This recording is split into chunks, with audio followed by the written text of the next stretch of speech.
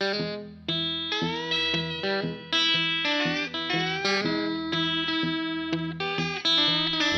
to Sweet Tea and Tacos. I'm Dave. And I'm Jen. Coming to you from our kitchen another week. And this week we're going to be talking about juicing. But before we get started, we do not intend for this to be medical advice or legal advice or any other kind of advice other than our story of working through juicing in our lives. So take that for what it is. Right. We're not saying this could even be helpful. We're just saying if you're interested and want some information, here's a little bit of how to. Yeah. Okay. So let's talk about juicing and kind of tell the listeners how we kind of got into juicing. Right. Okay. So kind of the backstory is about, I guess, 10 or 12 years ago. We just were interested in it. Thought it would be something good for us, for our family. And so we bought a very entry-level basic juicer, and found, I think, not a cookbook, but like a recipe type kind of juicing book. Yeah. It had some basic recipes in it. And so we got started, and we did it a little bit. It was a really busy time in our lives. So that kind of made it a little bit more difficult. But I would say the reason that we did not continue it or kind of make it like a fully integrated lifestyle choice is that we kind of ran into a couple of issues. Yeah. One was that we didn't realize about the cleanup with the juicer. That's really important with juicing. It's hugely important. So, I feel like if you're cooking, it's always better to clean up immediately if you can. But if you have to leave a dirty pot or pan, it's not the end of the world usually. No. But with a juicer, you right away. Cannot leave that to sit, because what can happen is that the blades and everything, it can rust, and a lot of times there's going to be some acidic type something from what you're juicing, maybe with citrus or whatever, and it can cause the blades to rust if that pulp sits on there. And we just were busy. We had young kids, and we didn't always get to it after we finished the juicing, and so it gets harder to clean. Well, yeah, at that point, it's very difficult to get that pulp off. And I think we ended up having to maybe throw away a juicer, that first one we bought. Yeah. But anyway, the other issue, and this is more personal, but a lot of the recipes that at least we stumbled upon initially all had ginger in them. Yeah. And that's great and all, and some people just absolutely love it. And our son loves it. He adores it, and I have nothing against ginger or the taste or anything. But let me tell you, fresh ginger can be incredibly strong. And you had some health issues. I had some health issues going on at the time that it did not kind of help. with my gut, and so it exacerbated that. And like, for instance, it gave me terrible, acid reflux and that kind of thing. It just kind of burned.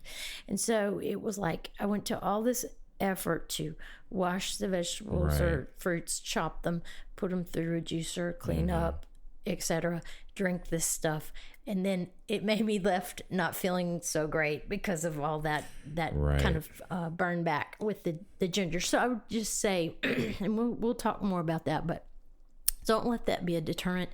I juice regularly now, and I just leave it out. And that's just a personal choice for me. But if you do choose to use it, I would just kind of do sparingly and work your way in. Work your way up. But we, it was kind of funny. I don't know why we didn't decide to just leave it out initially. But if you start looking up juice recipes, it's ginger everywhere. It's in so much, and you just think, oh, I've got to put it, Yeah. So kind of back up real quick. So why did we start juicing? What's kind of the motivation to juice in the first place? Well, that's going to be different for different people, but for me, and the reason that I picked it back up later,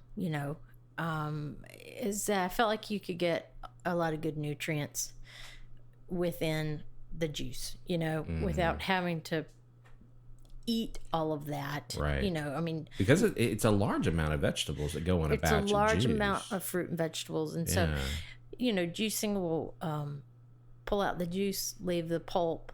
Right. And some of that can, I guess, get into your digestive system in a little bit easier especially way. For you, and you have the digestive issues right. To begin with. But I mean, in a batch of juice, we've got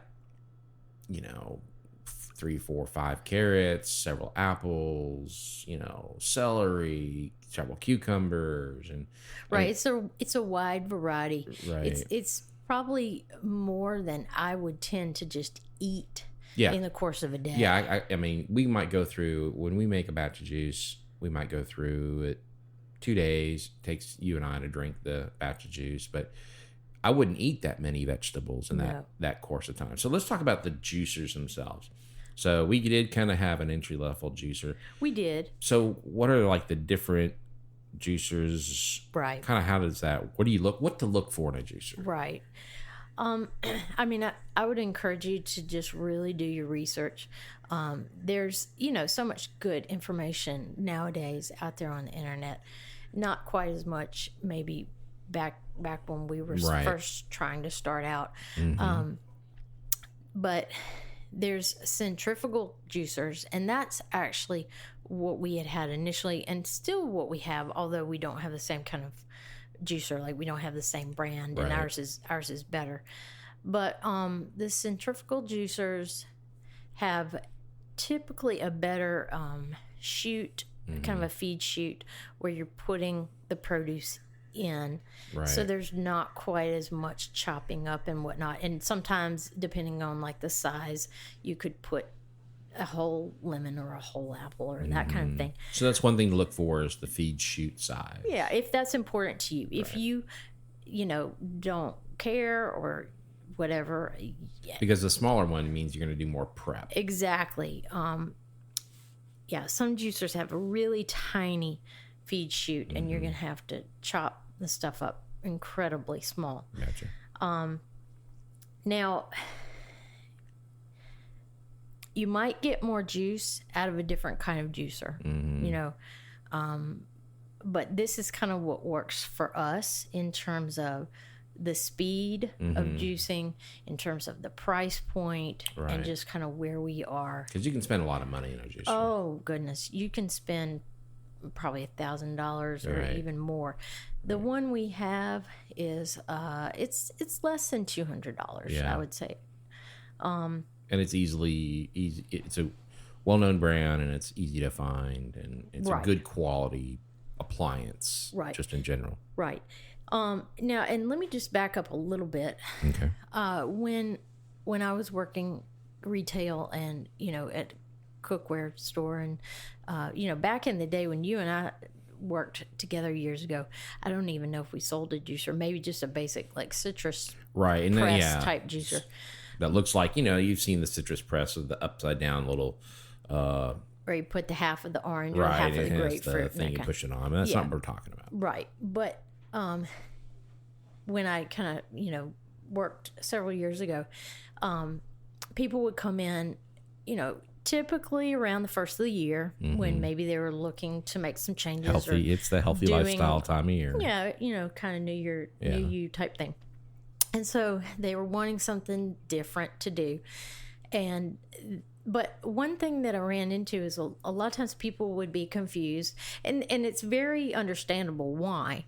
But they would say, well, I'm not sure if I need a really good blender or if I need a juicer. And my answer really is you kind of need both, or one or the other. Right. But they don't accomplish the same goals. No, they're different. They're for different tasks. Absolutely. And you can't put the fruits and vegetables in a blender and get juice. I mean, you're just going to get blended fruits and vegetables. Yeah, pulp. And that's very thick and not very drinkable and whatnot. Now, I mean, blenders are great, and if you're more geared towards the smoothie route, I would say stick with that. And I mean, everybody kind of knows what smoothies are, right? And kind of how to make smoothies. But I mean, we're talking about things with like maybe putting in a small amount of fruit or vegetables, like maybe one banana, a little bit of berries, with some yogurt, yogurt or some kind of milk, maybe almond milk or whatnot, and a little ice or a little, I don't even know, right? But yeah, that route, some sort of protein powder, all that, exactly. And so juice is going to basically it's going to send the juice to one part of the apparatus and the pulp, and, so, and it separates it out. Right. In a little more detail, describe how it works.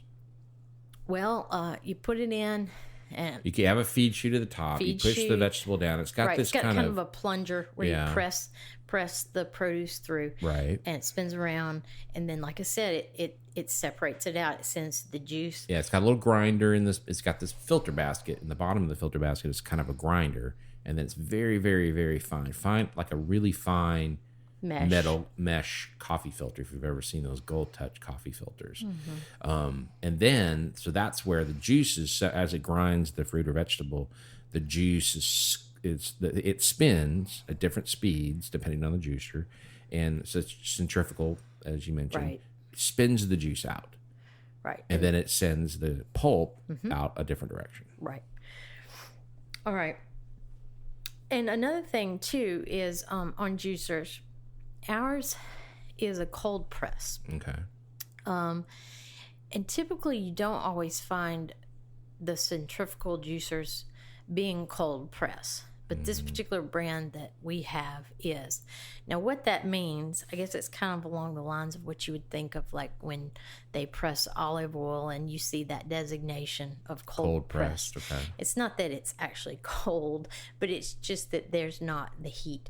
So our juicer gets the job done without adding a lot of heat from the motor, because it can take a lot of heat and a lot of energy to spin those blades around quickly enough to make juice. But ours does it in a way where it doesn't generate a lot of heat. Right. And what that means is that your juice is going to stay fresher longer. Okay. So instead of having to drink it within one day, you can put it in the fridge. It might last 24 to 48 hours or something like that. Okay. So, and like we mentioned briefly, there's a wide variety of cost levels of what you want to spend to get into that. And you can even find good deals. Like the original one, the one we have now is this is our second one of that same model. Right. We actually got a really, really good deal on that first one. We did.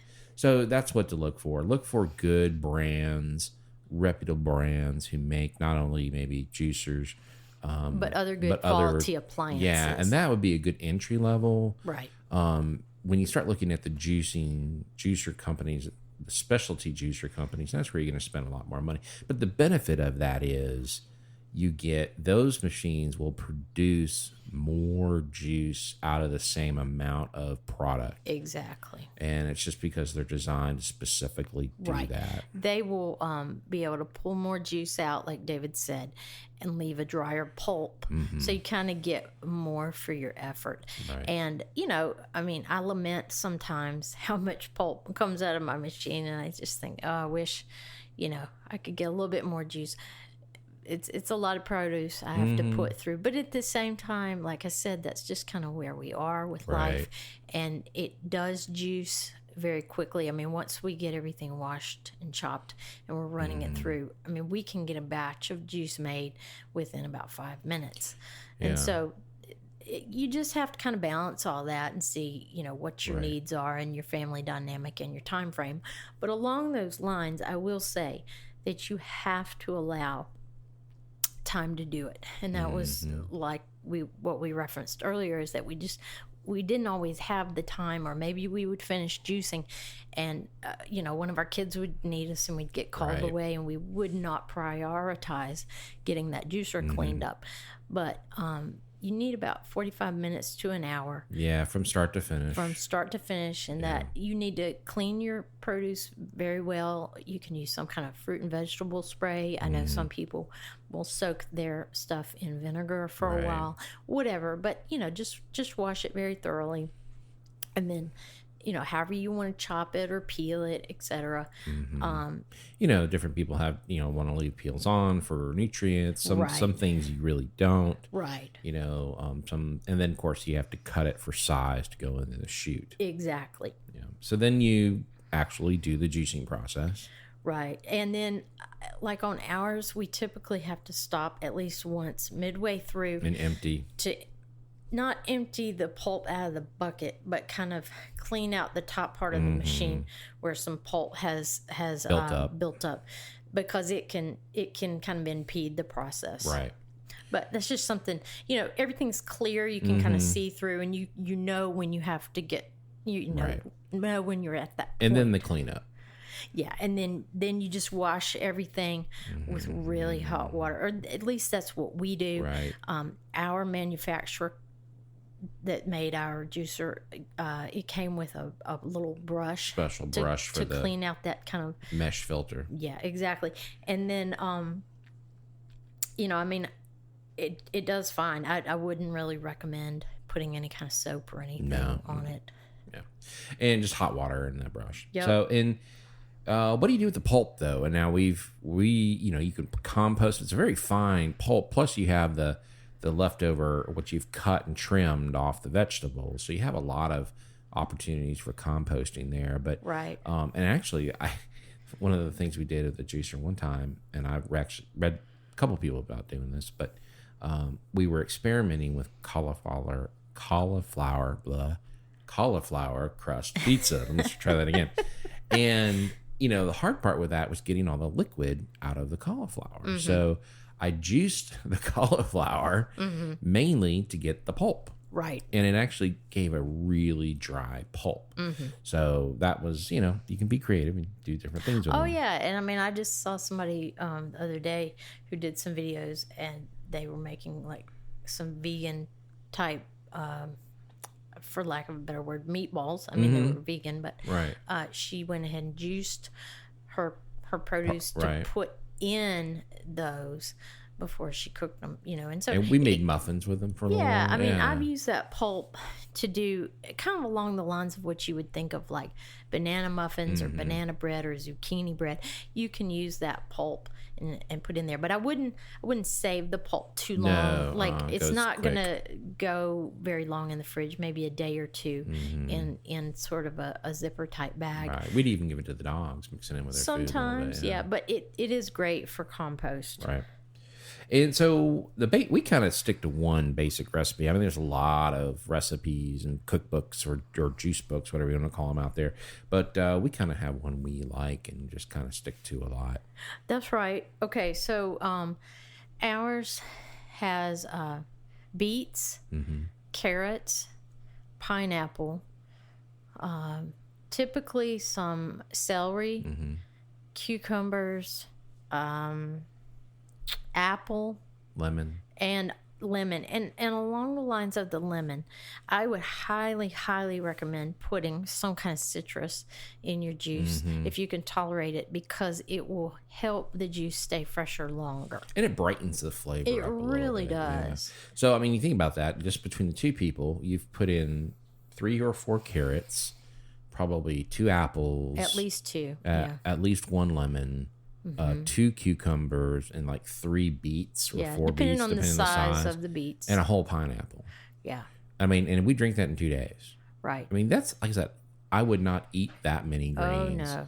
But then we've also, we've done some other ones. And, you can do green juices. They're more, I guess, vegetable based. A really simple one to start out with that a lot of people know about is just like a carrot and apple. Right? Yeah, and some. I've had some cucumber ones. They're really good. Yeah, it's real refreshing. Real refreshing. Absolutely. And then you could also use that. Now you've got that juicer. You get that juice out. Then you can use that to make smoothies and just change it up. Right. You can always put some of your juice into a smoothie. Right. And do some other things with it. Right.